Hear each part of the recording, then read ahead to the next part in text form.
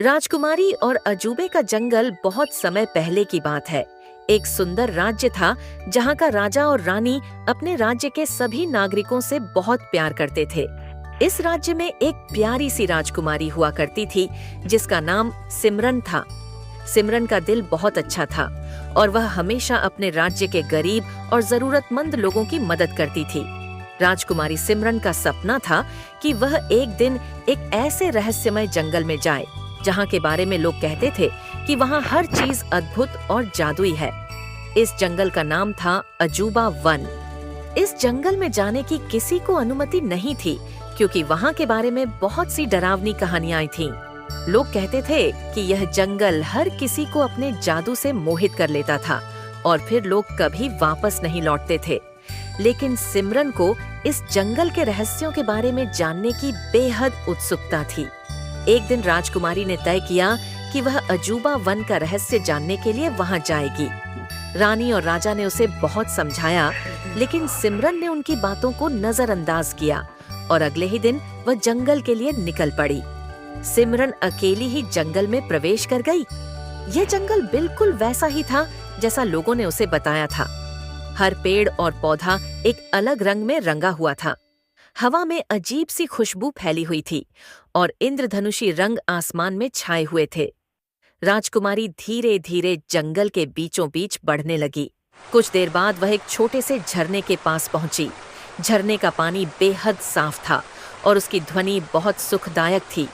सिमरन ने झरने से पानी पीने का विचार किया, लेकिन जैसे ही उसने पानी पिया, अचानक उसकी आंखों के सामने एक काले रंग का धुआं सा घना हो गया। सिमरन ने घबराते हुए अपनी आंखें बंद कर लीं, लेकिन जब उसने फिर से आंखें खोलीं, तो वह एक अलग ही दुनिया में पहुंच चुकी थी। यहाँ के लोग बिल्कुल अलग थे। वे न तो इंसान थे और न ही जानवर। वे जादुई प्राणी थे जो खुद को धरती से जुड़ा हुआ महसूस करते थे। उनके पास शक्तियाँ थीं जो उन्हें अपनी इच्छाओं के मुताबिक दुनिया को बदलने की अनुमति देती थीं। लेकिन इन प्राणियों ने राजकुमारी को डराने के बजाय उसका स्वागत किया। उनमें से एक प्राणी, जो सबसे पुराना और सबसे बुद्धिमान था, राजकुमारी के पास आया और कहा, तुमने हमारे जंगल में कदम रखा है, इसलिए तुम्हारी एक विशेष परीक्षा ली जाएगी।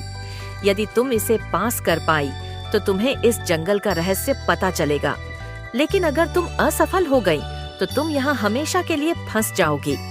राजकुमारी ने बिना किसी डर के कहा, मैं तैयार हूँ, मुझे यह परीक्षा देने का पूरा विश्वास है। वह प्राणी मुस्कुराया और कहा, तुम्हें 3 रहस्यमयी समस्याओं का हल निकालना होगा। पहले प्रश्न का उत्तर यह है, तुम खुद को कैसे पहचान सकती हो जब तुम्हारी पहचान दुनिया से मिटा दी जाए। सिमरन थोड़ी देर सोचने के बाद बोली, मेरी पहचान मेरे दिल में है, मेरी अच्छाई और मेरे कर्मों में है।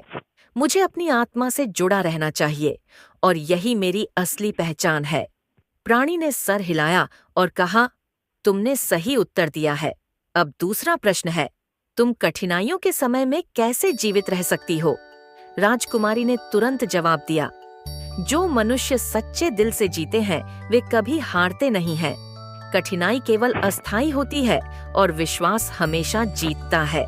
प्राणी ने फिर से सर हिलाया और कहा, बहुत अच्छा। अब तीसरा और आखिरी प्रश्न है, सच्चे प्यार की पहचान कैसे करोगी। राजकुमारी सिमरन ने गहरी सांस ली और कहा, सच्चा प्यार वही होता है जो न केवल सुख के समय बल्कि दुख के समय भी हमें साथ देता है। यह वह प्यार है जो बिना शर्त होता है और हमें हमारी सबसे बड़ी कमजोरी में भी ताकत देता है। प्राणी बहुत खुश हुआ और बोला, तुमने सभी प्रश्नों के सही उत्तर दिए हैं राजकुमारी। अब तुम हमारी सबसे बड़ी शक्ति को जान सकती हो। अचानक प्राणी ने अपनी जादुई छड़ी से एक चमकदार रोशनी उत्पन्न की और राजकुमारी को यह समझ में आया कि इस जंगल में हर चीज का एक उद्देश्य है। यह जंगल सिर्फ एक स्थान नहीं था, बल्कि यह जीवन के हर पहलू का प्रतीक था। यह सिखाता था कि आत्मा, विश्वास और प्यार ही असली शक्ति है। सिमरन ने बहुत कुछ सीखा और जब वह जंगल से बाहर निकली तो उसे यह महसूस हुआ कि उसकी यात्रा सिर्फ एक भौतिक यात्रा नहीं, बल्कि एक मानसिक और आत्मिक यात्रा थी। वह पहले से कहीं ज्यादा मजबूत, समझदार और प्रेरित महसूस कर रही थी। राजकुमारी सिमरन अपने राज्य लौटी और उसने अपने लोगों को उन महत्वपूर्ण जीवन सीखों के बारे में बताया जो उसने अजूबे के जंगल से सीखी थी। उसने यह भी बताया कि कभी-कभी डर और रहस्य हमें हमारी असली शक्ति को पहचानने का मौका देते हैं। राजकुमारी की यात्रा न केवल उसे बदल दी, बल्कि उसके राज्य को भी बदल दिया। लोग अधिक समझदार हुए, एक दूसरे की मदद करने लगे और राज्य में शांति और समृद्धि का वास हुआ।